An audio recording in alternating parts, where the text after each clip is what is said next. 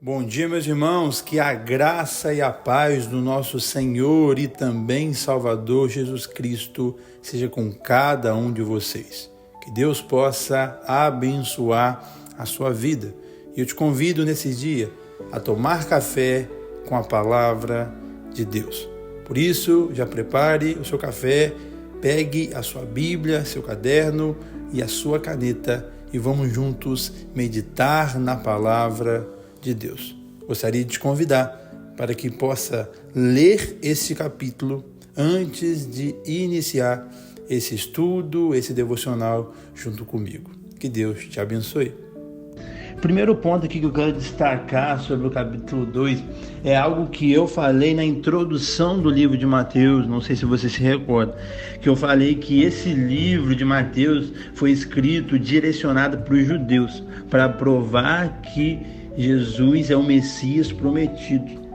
E a respeito do Messias, tem várias profecias do Velho Testamento que apontavam para ele. Outra coisa que eu falei também é que o nosso Deus é um Deus verdadeiro, um Deus que a história, que a ciência, que tudo comprova que ele iria vir e que ele veio, um Deus que dividiu a história. Aleluia. Então aqui no capítulo 2 é um capítulo rico com profecias, porque em 3 momentos as profecias se cumprem. Primeira vez aqui que se cumpriu foi aqui no verso 5 e no verso 6, onde profetizaram que em Belém, o Salvador, o Messias ia nascer em Belém. Então Jesus nasceu em Belém. A segunda profecia aqui que se cumpriu foi no versículo 17 e 18, onde depois da matança de inocente, o profeta Jeremias tinha profetizado sobre um grande choro de lamentação. E a última profecia desse capítulo aqui é no final, no último verso 23, onde Jesus e sua família voltou para Nazaré, e onde os profetas profetizaram que ele iria se chamar Nazareno. Então esse é o ponto, um dos principais para a gente entender que o nosso Deus é um Deus real, que não é errado você não entender algo, duvidar ou querer investigar algo, porque a gente anda na luz, nosso Deus é luz. Então tudo que você quiser pesquisar na Bíblia ou fora da Bíblia, você vai achar a resposta, que o nosso Deus é um Deus real. Não sei se você conhece Augusto Cury, um dos maiores psicanalistas do Brasil e do mundo, e ele por muito tempo ele foi ateu, e ele não acreditava porque a Bíblia é um livro muito antigo, por causa disso, por causa daquilo. Então ele, por ser ateu, ele foi investigar e procurar provar que Jesus era um mito, que Deus não existia, que a Bíblia era só um livro de histórias. E ele começou a analisar os evangelhos, a analisar a vida de Jesus e se converteu ao cristianismo. Porque se quem quiser investigar, sempre vai ter que se render ao cristianismo. Quem não se rende é porque talvez não investigou, talvez o orgulho não deixa se render, a soberba fala mais alto. Nosso Deus é um Deus real, que habitou entre nós, que se fez carne entre nós, que foi 100% homem, mas continua sendo 100% Deus, que morreu no nosso lugar e pagou o preço do nosso pecado. O nosso Deus é real, não deixa nenhum dardo inflamado do maligno entrar na sua mente para duvidar da existência, da autenticidade, da historicidade de Cristo. Ele é real. Esse mesmo que dividiu a história, por isso hoje a gente está no ano de 2021. Amém? Então, depois disso, o que a gente pode analisar nesse texto rico? O primeiro ponto que eu quero destacar aqui é as reações do rei, de Herodes. Herodes era um ser maluco mesmo, psicopata, que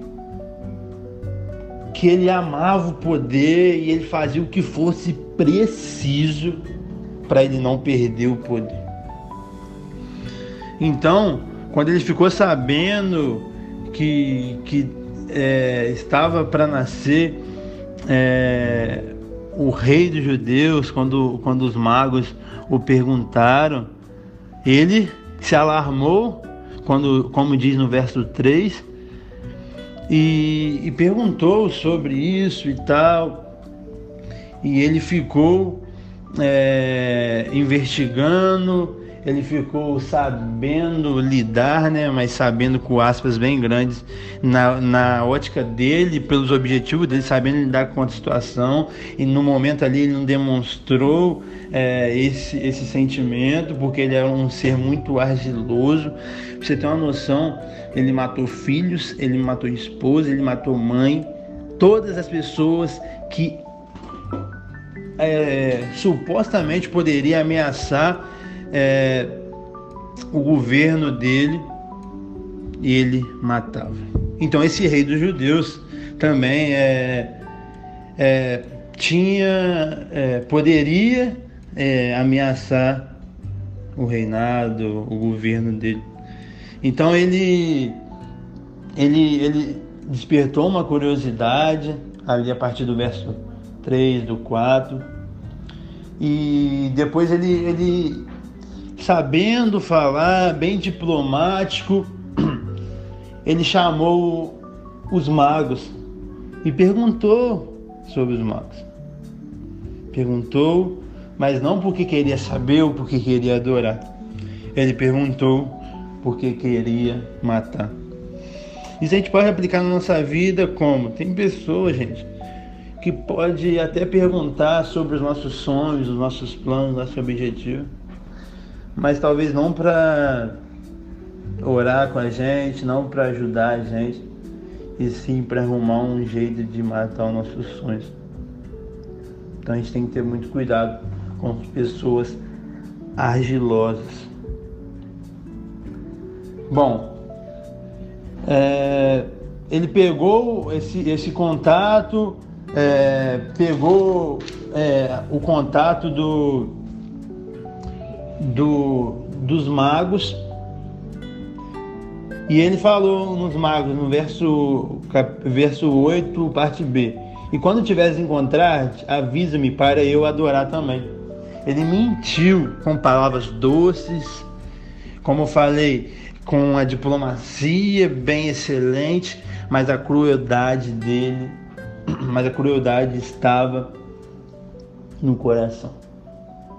A crueldade estava no coração, e isso se culminou no verso 13, onde ele procurava matar o menino, e por não saber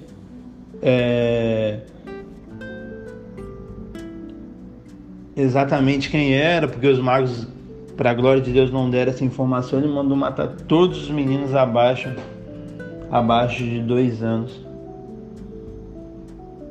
Todos os meninos abaixo de 2 anos. Olha a crueldade desse governador. Para ele não perder o poder, ele matou todas as crianças abaixo de 2 anos. Com certeza foi milhares de crianças. Mas para um cara que matou filho, que matou mulher, que matou irmão, essas crianças não seriam nada. Olha onde a crueldade, a maldade do ser humano pode chegar, meus irmãos. Por causa de poder, por causa de status, por causa de dinheiro, o ser humano é capaz de fazer tudo. Então a gente, mesmo que a gente nasceu de novo, mesmo que a gente tenha o Espírito Santo dentro da gente, mesmo que a gente tenha a palavra do Senhor, a gente tem que vigiar em relação ao poder, em relação ao sucesso, em relação ao dinheiro. Amém? Depois do rei aqui, ele morreu, né, no verso 19 e 20. E agora eu quero destacar a indiferença e o descaso dos sacerdotes. no verso 4, onde eles convocaram todos os escribas e perguntaram onde Cristo deveria nascer. Os sacerdotes sabiam a Bíblia, a lei, mas não tinha revelação para quem apontava. Eles eram o povo que tinha a lei, que sacrificava para Deus, mas não conhecia o que realmente Deus queria falar.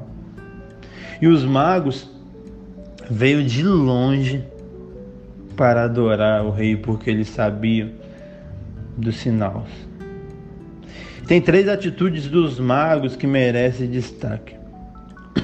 A primeira aqui, o que eles fizeram antes de encontrar Cristo?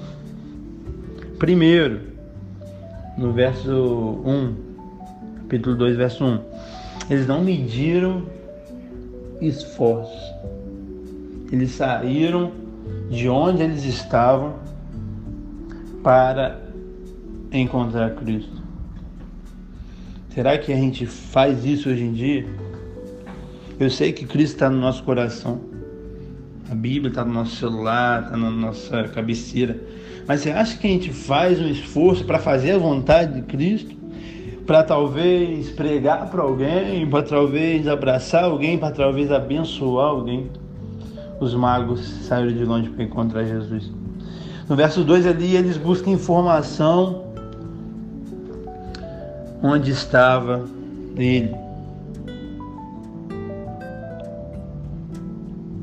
No verso 9 ali, eles perseveram para buscar onde estava Jesus. Então eles não desistiram, mesmo que eles não tinham precisas informações, eles não desistiram. O que eles fizeram quando eles encontraram Jesus? Primeira coisa, verso 10, uma coisa linda. Eles se alegraram com intenso júbilo. E vendo eles a estrela, alegraram-se com grande e intenso júbilo. Glória a Deus. Eles se alegraram, meus irmãos. Você tem se alegrado quando você está no seu momento com Cristo, quando você está cultuando ao Senhor, mesmo de maneira online, quando você está no GC, você tem se alegrado porque a presença de Cristo se faz presente? Eles se alegraram ali na presença de Cristo. Eles adoraram também Jesus com humildade. Eles se prostraram e eles presentearam Cristo com ouro, com incenso e com mirra. A oferta, primeiramente, é um sinal de reverência ao seu Deus. É um sinal de confiança ao seu Deus. É um sinal de gratidão ao seu Deus. Mas essa oferta aqui, e não só essa oferta, mas toda a oferta que você oferta na casa do Senhor, você oferta, igual eu te falei, primeiramente a Ele, adorando, mas você também faz com que o propósito seja cumprido. Esse ouro, essa essência, essa mirra foram as moedas de troca, foram os recursos, o dinheiro, para daqui a 2 versículos, no capítulo 13, José e Maria e Jesus fugir para o Egito para não ser morto. Olha a seriedade de uma oferta. Olha o valor que tem de uma oferta. Talvez o diabo coloque algo na sua cabeça de não oferte na casa do Senhor, não dizime, porque as pessoas roubam, por causa que o pastor faz isso, o pastor faz aquilo. E eu não duvido mesmo que alguns pastores, lobos devoradores, fazem isso, porque o homem infelizmente é mau. Mas eu creio também que tem muitos homens de Deus, sérios, íntegros, que usam a oferta e o dízimo para coisa proveitosa. E mesmo mediante essas pessoas de má índole, se você souber, claro, sai da igreja, mas se você não souber, entregue mesmo assim, porque você, com esse pensamento, você vai estar pecando junto com o líder que está roubando. porque você está pecando, porque você não está entregando o que você deveria entregar. Você não está confiando da maneira que você deveria confiar. Então entrega, faz a sua parte. Se o líder que vai gerir esse recurso roubar ou fazer um mau uso, aí é ele com Deus, mas você não leva essa culpa, porque você fez o que você deveria fazer. Então algo que a gente tem que entender, que além da nossa oferta um momento de adoração, de gratidão ao Senhor, ela serve para o cumprimento de propósito. Então o dízimo e a oferta hoje serve para o cumprimento de propósito, serve para a manutenção das igrejas, serve para pagar salário para os obreiros, serve para investir nas obras missionárias, serve para tudo isso. Aleluia. Bom, vamos avançar. O que eles fizeram depois que encontraram Cristo? Eles vieram dentro da orientação de Deus,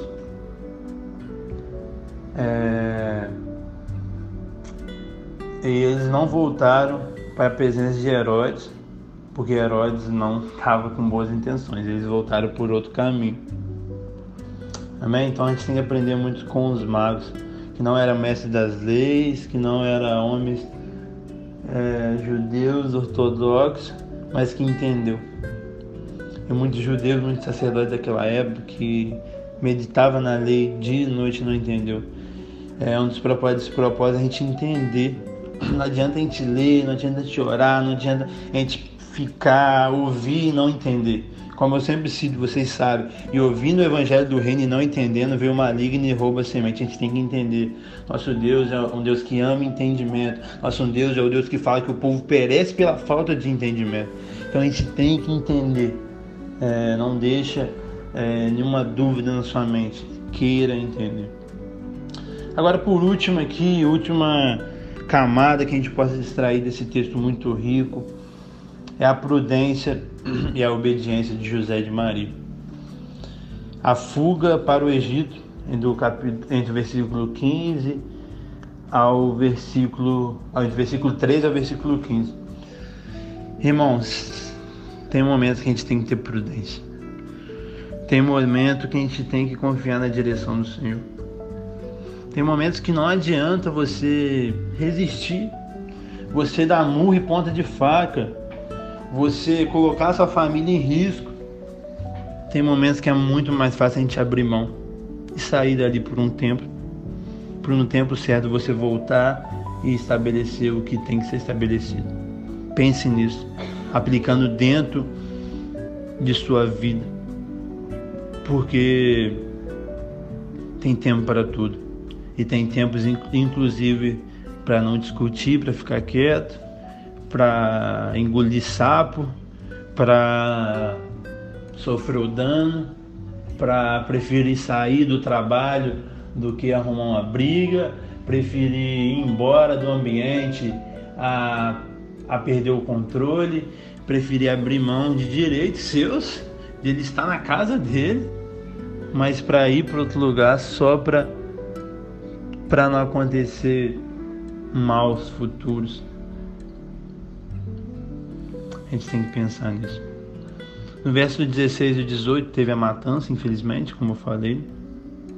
E no verso 19 ao 23, depois que esse endemoniado do Herodes morreu, eles voltaram para Nazaré, onde Jesus cresceu e foi chamado de Nazaré. Então é isso, gente.